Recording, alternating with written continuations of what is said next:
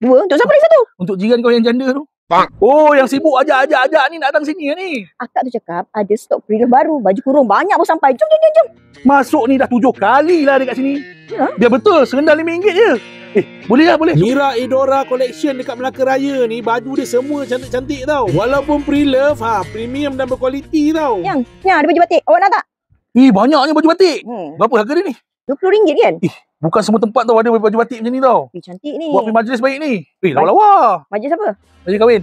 Betul-betul pre-love lah. Kain samping songket pun ada kat sini tau. Bukan bawah je, dia ada 2 tingkat tau. Jom pergi tingkat 1.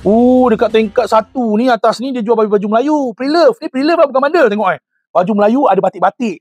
Cantik kan? Lepas tu kau tengok ni jubah, kurta, semua ada. Ni boleh buat persembahan Jumaat ni. Ni saiz macam tak berapa nak kena ni. Kita cari saiz Memang rambang mata lah, macam-macam jenis baju. Untuk budak-budak pun ada, nampak? Tingkat yang nombor 2 ni memang best lah. Banyak baju kurung. Ada jenama juga tau baju dia. Baju jenama-jenama. Yang ni jubah baru RM30. Jubah ni selalu harga dia mana dapat 30. Tu banyak tu pilihan tu. Kau pilih je lah, ambil 2. Untuk siapa lagi satu? Untuk jiran kau yang janda tu.